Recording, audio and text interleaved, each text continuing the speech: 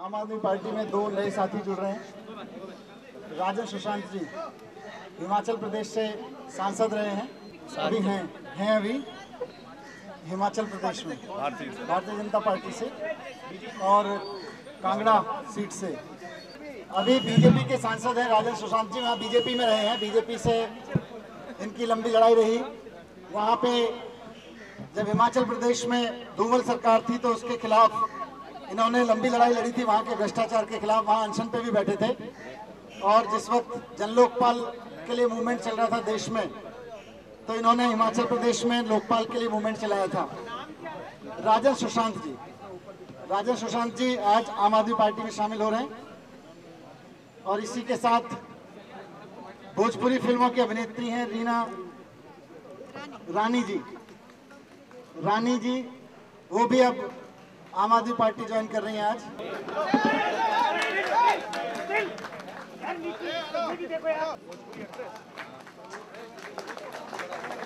दूसरा, ये कल कांग्रेस और भारतीय जनता पार्टी ने मिलकर दिल्ली के लोगों को एक धोखा दिया। आश्चर्य की बात है कि जो भारतीय जनता पार्टी दिल्ली विधानसभा चुनाव से पहले कहती थी कि हम 30% बिजली के दाम कम करेंगे, उन्होंने दिल्ली के लोगों की बिजली महंगी करने की साजिश में कांग्रेस का साथ दिया संसद में।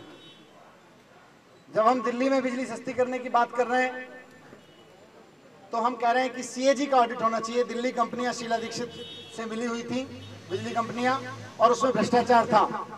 उस भ्रष्टाचार की जांच सीएजी कर रही है, लेकिन जब तक सीएजी जांच नहीं करती, क्योंकि हमारा इरादा है कि एक बार सीएजी जांच करेगी तो दिल्ली में बिजली के दाम तो वाकई कम हो जाएंगे, आधे से हो जाएंगे। लेकिन इस बीच भी दिल्ली के लोगों को राहत मिलनी चाहिए। जब तक सीएजी की जांच पूरी नहीं हो जाती और ये दिल्ली में ईमानदारी से बिजली सस्ती नहीं हो जाती, दाम कम नहीं हो जाते वास्तव में, तब तक बिजली के दाम में लोगों को राहत मिलनी चाहिए। इसलिए जब आम आदमी पार्टी की सरकार बनी थी 28 दिसंबर को, तो तुरंत ये फैसला लिया गया था कि सीएजी का ऑडिट कराया जाए और इसके साथ साथ बिजली में छूट दी जाए, दाम में छूट दी जाए, रिबेट दी जाए, ताकि लोगों के ऊपर अतिरिक्त बोझ ना पड़े। उसका विरोध किया कांग्रेस और बीजेपी ने। पिछले वाले बजट में, क्योंकि उस वक्त सरकार को इंटरिम अरेंजमेंट करने थे, 31 मार्च तक ये अरेंजमेंट किया गया था, और जब बजट की तैयारी हो रही थी तो हमने, आम आदमी पार्टी की सरकार ने पावर डिपार्टमेंट से कहा था कि अगले 6 महीने के लिए भी सब्सिडी का प्रावधान रखे बजट में। लेकिन इत्तेफाक से अब सरकार नहीं है आम आदमी पार्टी की, और संसद में वोट ऑन अकाउंट पास करने के लिए कांग्रेस और बीजेपी दोनों एक हो गए, और उन्होंने दिल्ली के लोगों को राहत नहीं दी।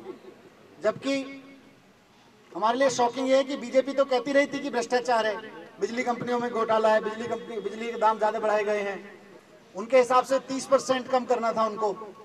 लेकिन जब आम आदमी पार्टी की सरकार ने रिबेट दी हुई थी तो वो संसद में बीजेपी उस पर बोली तक नहीं, उस पर आवाज तक नहीं उठाई। तो ये दिल्ली के लोगों को एक तरह से धोखा दिया है दोनों ने मिलकर। बिजली के दाम कम होने चाहिए थे, और जब एक बार सीएजी ऑडिट हो जाए तो जो कंपनियां कई साल से मीटर तेज चल रहे थे और बिजली के दाम गलत तरीके से बढ़ाए गए थे, इसकी जांच होने के बाद उन कंपनियों से वसूला जाना चाहिए ना। ये सब आम आदमी से क्यों वसूला जा रहा है? क्योंकि आम आदमी से एक बार वसूल लिया तो फिर तो वापस नहीं होना ना उसका। ये गलत तरीका है, इसका आम आदमी पार्टी विरोध करती है। और इस पर, क्योंकि काफी लोग कह रहे थे कि इस पर क्या रिएक्शन है आम आदमी पार्टी का, आम आदमी पार्टी इसका विरोध करती है। कांग्रेस और बीजेपी की इस मिलीभगत के विरोध में है। इसके साथ साथ हरियाणा में कल से अरविंद केजरीवाल जी की चुनाव सभा शुरू हो रही है देश भर में। उसमें पहली सभा आपको पता है 23 तारीख को हरियाणा में होनी है, रोहतक में। तो नवीन भाई, कल हरियाणा में रोहतक बस स्टैंड के पास अरविंद केजरीवाल जी की सभा है, पहली सभा है। 11 बजे का टाइम है उसमें। और इस सभा में मैं आपको एक इन्फॉर्मेशन दूं कि वहाँ पे जो सभा हो रही है, तो वहाँ पे जो हम कैंपेन कर रहे हैं, वहाँ के मुख्यमंत्री हुड्डा साहब जो पोस्टर हो लगाए जा रहे हैं उनको उतरवा रहे हैं, जो ऑटो वगैरह हमारी कैंपेन कर रहे हैं उनके चलान करवाए जा रहे हैं। और जिस मैदान की हमें परमिशन मिली हुई है उसके लिए भी बार बार हुड्डा डिपार्टमेंट है वहाँ पे वो परेशान कर रहा है।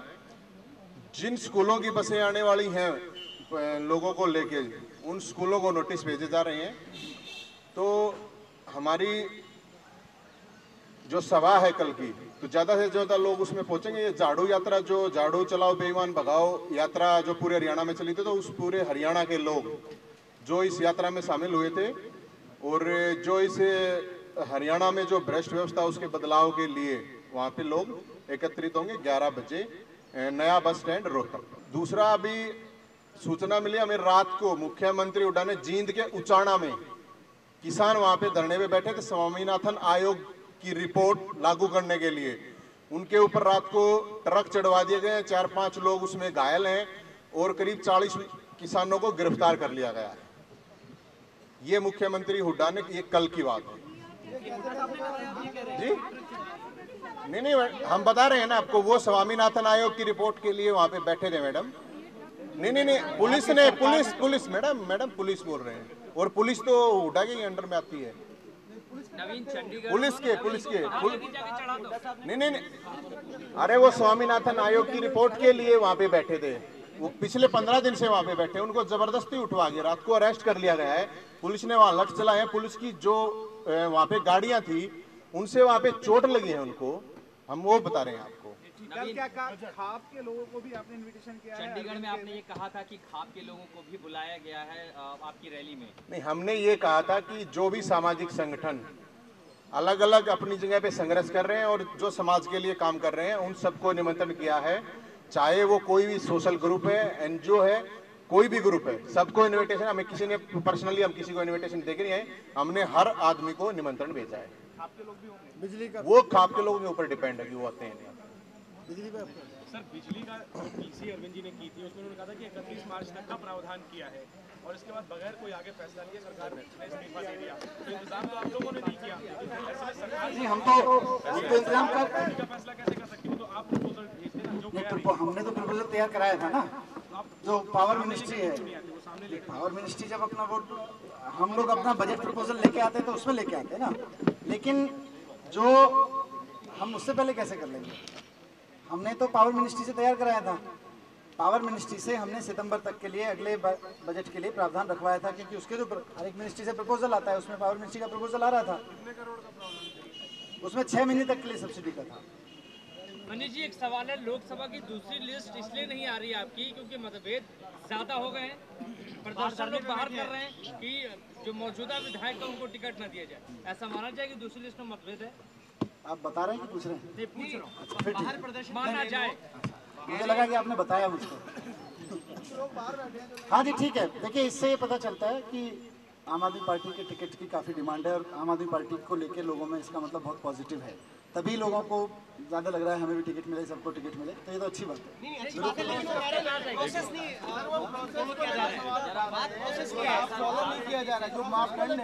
देखिए, प्रोसेस के लिए जो प्रोसेस तय हुआ था, सबका इंटरव्यू किया जा रहा है। इंटरव्यू के बाद सारे फॉर्म्स जो लोगों के फॉर्म है, जो इंटरव्यू में लोगों ने अपना मत रखा है, उसके हिसाब से उनका आकलन करने के बाद पीएसी उस पर डिसीजन लेती है। पॉलिटिकल अफेयर्स कमेटी का जो डिसीजन है उसके हिसाब से कैंडिडेट डिक्लेयर किए जा रहे हैं। जो 5 बिंदु थे उसका हम ख्याल रख रहे हैं कि कैरेक्टर पे क्रिमिनल कोई केस ना हो, कोई करप्शन का चार्ज ना हो, इस तरह की चीजों का हम ध्यान रख रहे हैं। और अगर इस नए कार्यकर्ताओं वाले बात पे बहुत साफ तौर पे हम लोगों ने कहा था, क्योंकि लोकसभा चुनाव में वो हर स्तर पे आप उतने कार्यकर्ता नहीं है कि आप 100-200 कार्यकर्ताओं के आधार पर कोई चयन कर लें। ये बात पहले भी कह चुके हैं। सबसे महत्वपूर्ण बात यह है, जो बिजली को लेकर सवाल किया जा रहा है, लेखा अनुदान की जो संस्तुति की गई, मंजूरी की गई लोकसभा के द्वारा, उसमें कांग्रेस बीजेपी दोनों इस बात की सजा दे रहे हैं दिल्ली की जनता को कि उन्होंने आम आदमी पार्टी को वोट दिया। 54,000 करोड़ की भ्रष्टाचार की, लूट की, जो मुकेश अंबानी द्वारा गैस के नाम पे किया जा रहा है, उस पर कांग्रेस बीजेपी कुछ नहीं बोल रहे हैं। लेकिन दिल्ली की जनता को अगर बिजली के नाम पे, पानी के नाम पे, चिकित्सा शिक्षा के नाम पे कोई सब्सिडी दी जा रही है, तो उसमें दोनों पार्टी एक साथ होकर विरोध कर रहे हैं। ये सरकार, ये पार्टियां किसके लिए काम कर रही हैं? ये देश और दिल्ली की जनता जानना चाहती है, क्या ये अंबानी के लिए, अडानी के लिए काम कर रही हैं या जनता के लिए काम कर रही हैं? आम आदमी पार्टी के लिए मानना है, आम आदमी पार्टी का साफ तौर पे मानना है कि बिजली, पानी, चिकित्सा, शिक्षा, जनता की मूलभूत जरूरतें आदमी को न्यूनतम दर पे मिलनी चाहिए। और इसलिए अगली सरकार जैसे ही बनेगी आम आदमी पार्टी की, हम बिजली का आधा दाम करने का जो वादा है हमारा, उसको फिर हम जारी रखेंगे। लेकिन बिजली का दाम हमारा, जो प्रपोजल है वो सरकार ही भेजेगी ना। तो सरकार तैयार करेगी ना। एक बार अरविंद जी ने कहा था जो मौजूदा विधायक है उनको टिकट नहीं देनी चाहिए, उसके बाद से क्या कोई पॉलिसी बनी? फिर बाद में बात आई कि नहीं हम इसकी पॉलिसी बनाएंगे, ऐसे काम नहीं। आप कोई आधिकारिक सूचना जब तक पार्टी की ओर से ना दी जाए, पीएसी की ओर से कोई आधिकारिक सूचना अभी ना कोई दी जाए, तो उस पे अपनी तरफ से सवाल उठाने का कोई मतलब नहीं है।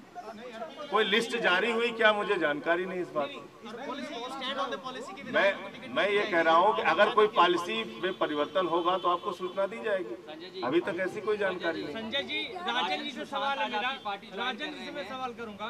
पार्टी बीजेपी में रहते हुए पार्टी के अगेंस्ट एक्टिविटीज के चलते इनको सस्पेंड किया गया था। अब आप इनको अपनी पार्टी में जगह दे रहे हैं, जिनके ऊपर पहले से ही सवाल उठे हुए हैं, उनको आप अपनी सवाल किन कारणों से उठे हुए हैं इसका भी आप पार्टी के अगेंस्ट की एक्टिविटीज के चलते मैं कह रहा हूँ कौन सी एक्टिविटी धूमिल सरकार के भ्रष्टाचार के खिलाफ इन्होंने आवाज उठाई थी। ऐसी एक्टिविटी करने वाले व्यक्ति के हम साथ हैं। जो लोग पावर प्रोजेक्ट्स के नाम पे हिमाचल प्रदेश में लूट कर रहे थे, उनके खिलाफ राजन सुशांत ने आवाज उठाई। जो वहां की तत्कालीन भारतीय जनता पार्टी की सरकार थी, धूमिल की सरकार, उसके भ्रष्टाचार के खिलाफ ये लड़ रहे थे। तो इसके कारण इनको निलंबित किया गया, इनको भाजपा से निकाला गया। आज ये आम आदमी पार्टी में आ रहे हैं। सर आपसे सवाल है, राजन जी से सवाल है। टिकट देंगे राजन जी, आपको क्या लगता है कि नरेंद्र मोदी की लहर के आगे आम आदमी पार्टी की लहर ज्यादा हो गई है?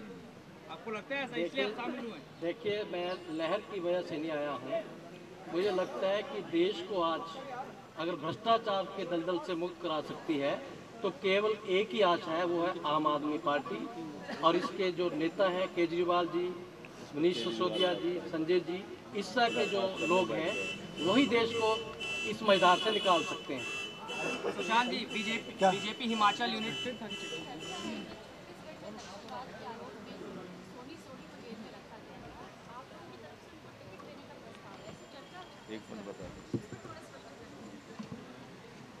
देखिए, जहाँ तक टिकट देने का सवाल है उस पर अभी कोई फैसला नहीं हुआ है। लेकिन सोनी सोरी का जो मामला है वो पुलिसिया उत्पीड़न, सरकार के उत्पीड़न और उनके परिवार के उत्पीड़न का एक बहुत बड़ा मामला है, जिसको सुप्रीम कोर्ट तक ने उनके ऊपर लगाए गए मामलों को खारिज किया है, उनको पूरी तरह से बरी किया है। तो उन पे टिकट देने का न देने का फैसला अभी कोई पार्टी ने नहीं किया है। लेकिन अगर सोनी सोरी की बात आप करेंगी व्यक्तिगत रूप से, तो उन पे जितने भी मामले बनाए गए हैं, उनका उत्पीड़न किया गया है, उनके परिवार का उत्पीड़न किया गया है, और ये बात देश के सर्वोच्च न्यायालय ने भी माना है। पता नहीं, होगी तो बताएंगे। अभी जब इसकी कोई आधिकारिक रूप से कोई इसकी जानकारी होगी तो आपके सामने रखा जाएगा।